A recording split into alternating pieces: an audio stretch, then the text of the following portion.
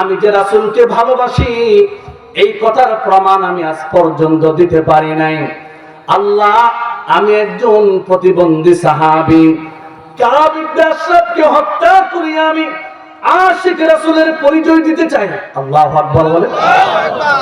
সেই প্রতিবন্ধী সাহাবী দোয়া করা মাত্র 7 আসমান ভেদ করিয়া আরশে আজিম ভেদ করিয়া আল্লাহ তাআলার কাছে দোয়া কবুল হয়ে গেল। বাসায় চলে গেল, খঞ্জরটা নিল। মা বলতেছে, বাবা তুমি কই যাও? সন্তান বলে, নবীর দুশমন কাব ইবনে আশরাফকে হত্যা করতে। মা তাকে শুভকামনা জানাইলেন, রওনা হয়ে গেলেন কাব ইবনে আশরাফের বাড়িতে। দারোয়ান তাকে ঢুকতে দেয় না। এক পর্যায়ে বলা বলি করার পর দেখলেন ছিঁড়া পাঞ্জাবি জামা আর চোখ একটা টেরা প্রতিবন্ধী ভাব। দারোয়ান ভাবলেন এই লোকটা হয়তো নেতার কাছে ভিক্ষা করার জন্য আসছে, ভিক্ষা করার জন্য গেছে, কিন্তু তার বগল নিচে খঞ্জর। কথা বলেন ঠিক কিনা? এরপরে সন্ধ্যা হয়ে গেল। নেতারা একের পর এক দেখা করার পর বের হয়ে যাচ্ছে, কিন্তু সে বের হয় না। রাত যখন গভীর হয়ে গেল, কাব ইবনে আশরাফ নাক টেনে টেনে ঘুমাইতেছিল। নাক বরাবর খঞ্জরটা ধরে এমন ভাবে মারছে, তার নাকের ভিতরে ঢুকছে, একটা লারা দিছে এইভাবে, আবার বের করে আবার মারছে। কাব ইবনে আশরাফ দুনিয়া থেকে বিদায় হয়ে জাহান্নামে চলে গেছে। আব্দুল্লাহ ইবনে আতিক সেই সাহাবীর নাম। ছাদের উপরে চলে গেলেন, ছাদ থেকে লাফ দিলেন, নিচে পড়লেন। নিচে একটা পাথর ছিল, পাথরের উপরে পড়ে গোড়ালির ভিতরে ব্যথা পেলেন, গোড়ালি ফুলে গেল। সেই প্রতিবন্ধী সাহাবী হলফ করলো আর শপথ করলো, যতক্ষণ পর্যন্ত এই কথা নিশ্চিত না হব ইহুদিদের নেতা কাব ইবনে আশরাফ নিহত হয়েছে, ততক্ষণ পর্যন্ত কাব ইবনে আশরাফের বাড়ি আমি ছাড়ব না। এইভাবে থাকতে থাকতে সুবহ সাদেকের সময় হয়ে গেল। দারোয়ান দেখলো ঘরের ভিতরে রক্ত আর রক্ত। কাব ইবনে আশরাফকে দেখার পর দারোয়ান ছাদের উপর চলে গেল। এরপর কানে আঙ্গুল দিয়ে ঘোষণা দিল, ইন্না সাইয়্যিদানা কাব ইবনে আশরাফ কদ কুতিলা, নিশ্চয় আমাদের সর্দার কাব ইবনে আশরাফ সে নিহত হয়েছে। আল্লাহু আকবার, আলহামদুলিল্লাহ বলেন। মুসলমান ভাইরা আমার, আমাদের দেশেও কিছু লোক মারা গেলে মানুষ বলে আলহামদুলিল্লাহ, বলে কি বলে না? কাব ইবনে আশরাফ নিহত হয়েছে, যারা শুনছে সব আলহামদুলিল্লাহ। কথা কোন ঠিক না? ঠিক বুঝেন না আপনারা? ইশারা ইঙ্গিত বুঝেন না গো? জোরে কোন নামার হাবা, জোরে কোন নারায়ে তাকবীর, জোরে কোন নারায়ে তাকবীর। খারাপ লাগতেছেন না? জোরে কোন। আব্দুল্লাহ ইবনে আতিক এই শোনার পরে খোঁড়াইয়া খোঁড়াই তিনি মসজিদ নববীতে গেলেন। গিয়ে দেখেন নবী মসজিদ নববীতে বসা আর শরীর থেকে ঘাম ঝরতেছে।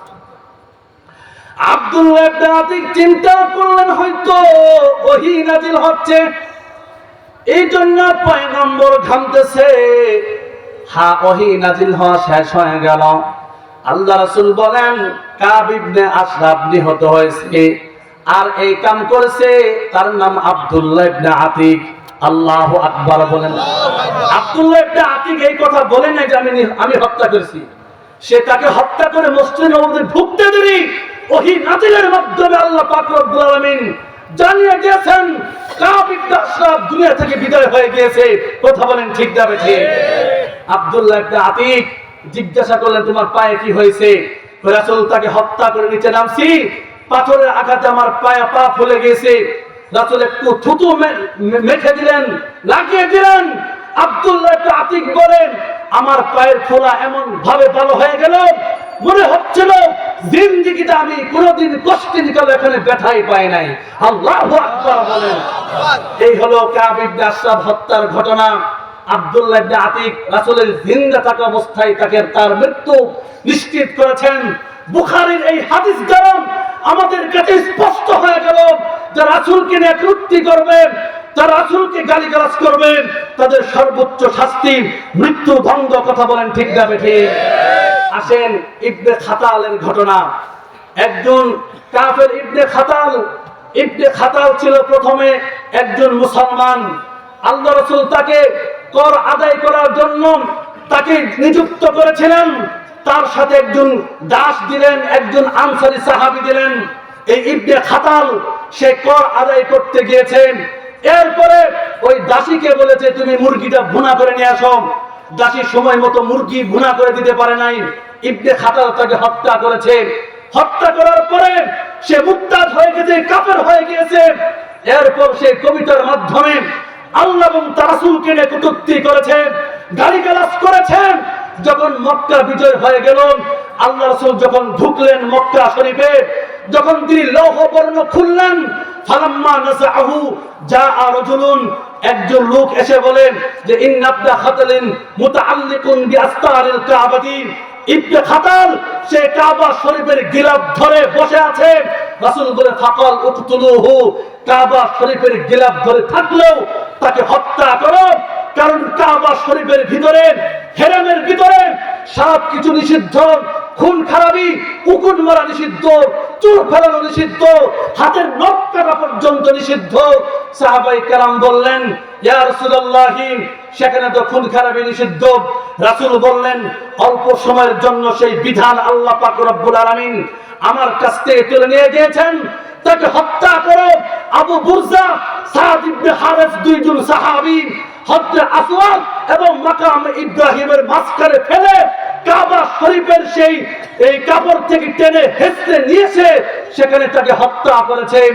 আমাদের এই ঘটনার দ্বারা স্পষ্ট হয়ে গেল কোরআন এবং হাদিস দ্বারা আল্লাহ এবং তার রাসূলকে নিয়ে যারা কটূক্তি করবেন, সেই যদি হেরেমের ভিতরেও কাবা শরীফের গিলাফ ধরেও থাকে, সেখানেই তাকে হত্যা করা ইমানি দায়িত্ব। কথা বলেন ঠিক না বেঠিক? মুহতারাম হাজিরিন, এক জিনের ঘটনা শুনবেন। কথা বলেন, জিনের ঘটনা শুনবেন। এটা হলো মানুষের পর্ব, জিনের কাহিনী শোনেন। এক জিন, পৃথিবীর বুকে সর্বপ্রথম পাহাড়ের নাম হলো আবু কাবিস পাহাড়। বলেন কি পাহাড়? আবু কাবিস পাহাড়, যা মক্কা থেকে উত্তরে হিজাজ অঞ্চলে অবস্থিত।